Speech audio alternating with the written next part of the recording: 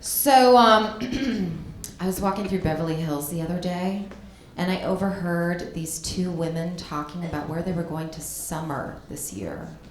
Summering, like it's a verb. And you know what those women look like. They're all plumped and plucked and nipped and tucked. And I overheard one of them say, "Bentley and I are going to take Bentley Jr. and Mercedes to St. Thomas to summer. And then we're going to go to St. Bart's, St. Martin's, and St. John's. We're doing all of the St. Islands." Ow. Yeah, okay. The only place that I'm going to be summering is when I run through my neighbor's sprinklers holding a can of Tecate. All right, I'm lucky if I get one afternoon off to hit the YMCA pool and swim with all the inner city kids who wear their snorkel masks and stare at my butt underwater. That's my summer. But, rich people are always reading, like, fancy magazines, like Departures and Vanity Fair. Every other page is stuff I can't afford, like Cartier diamonds or trips to Fiji. I mean, the only thing that I'm flipping through is the Vons Circular, searching for a half-off coupon for Herpesen. Yeah, that's right. But I don't want you guys to worry. It's actually not for me. It's for the people I plan on infecting, so. Yeah, so depressing. Life can be depressing.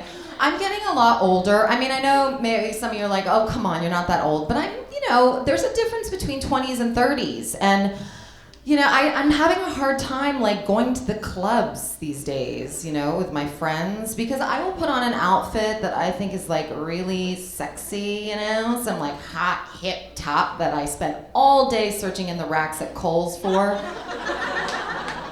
And I will roll on up into that club, and I step inside and it's wall-to-wall skank, okay? I look like Laura Ingalls from Little House on the Prairie. I mean, seriously, their shirts are like, and then their skirts are like, and their underwear is like,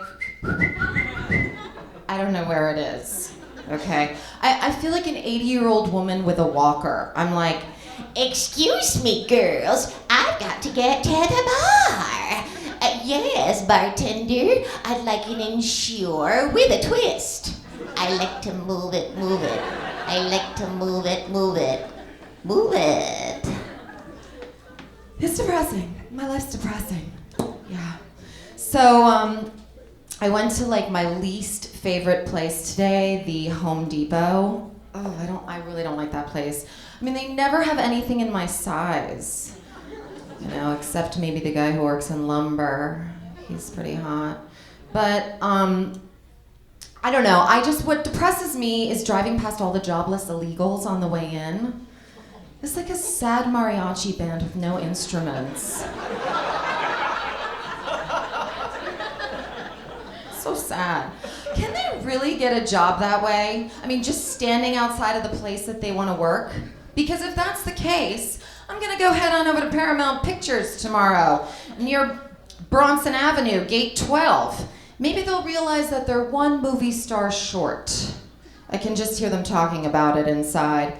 "Hey, Charlie, we're missing a movie star. Go see if there's a dame outside the gates that wants to work on this picture we're making. Someone with a lot of pizzazz who'll really knock my socks off. Cha-cha-cha." That's how I like to think people in the motion picture industry talk. And then I would have to respond, "Hey, Mr. Producer Man, I'm your girl. I'll work for scale, bring my own lunch to set, and do full frontal. How's that for a deal?" I'll let you know how it goes. Send you a postcard. But yeah, so I cruise around the Home Depot, and I just think I'm never gonna find a man in this light. The fluorescent lighting, I look so unattractive. And they have 3,000 different types of lights there.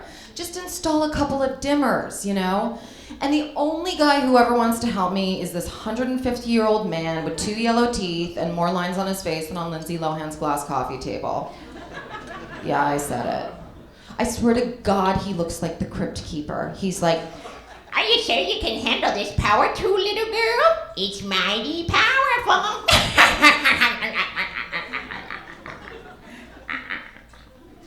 He scares me. He does. So, after I went to Home Depot, I decided to head on over to Noah's Bagel because I'm like, I'm depressed. I might as well eat the equivalent of 10 pieces of bread.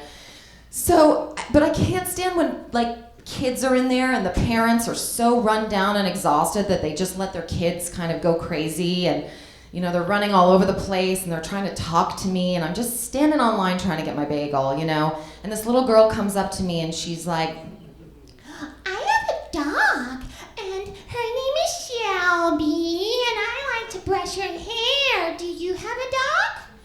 And I leaned over and I looked into her little baby seal-like face and I said to her, yeah, you know what? I had a dog. And she got cancer in her spleen! And she died! We had to put her down. It was really depressing.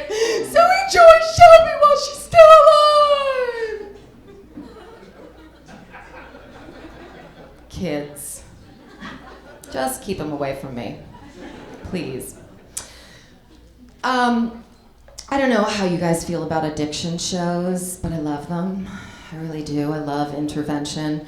There's something so satisfying about watching people's lives as they spiral wildly out of control. It makes me feel like the overachiever I've always wanted to be, I actually have to thank the addicts for reminding me that I'm a relatively productive person, I don't lie around on dirty mattresses all day, shooting up dope. No, sir. I lie around on clean mattresses, eating spicy Cheetos and watching my other favorite program, Lock Up. Oh, God, I love Lock Up. It's a reality prison show on MSNBC. And then afterwards, I like to peruse all the prison pen pals' websites and check out all the incarcerated men. Because if I can't find love at the depot, maybe I'll find it in prison. And I actually have to say there's kind of a lot of really well-rounded men in prison, okay, sure, some of them have made hamburger patties out of their neighbors' children, but now they're pursuing a law degree so they can defend themselves in court. That's practically a lawyer, Mom, I will admit I had a little correspondence with this one prisoner. It's kind of weird. I wasn't even expecting to, but his name was Mad Dog, and he wrote me the most beautiful short stories, and he would send me these little chess pieces carved out of bars of soap, and he did the most amazing mural on his cell wall using only his feces. So, yeah, guys. And guess what? I'm gonna leave you on that one. So thank you so much. Been a great audience.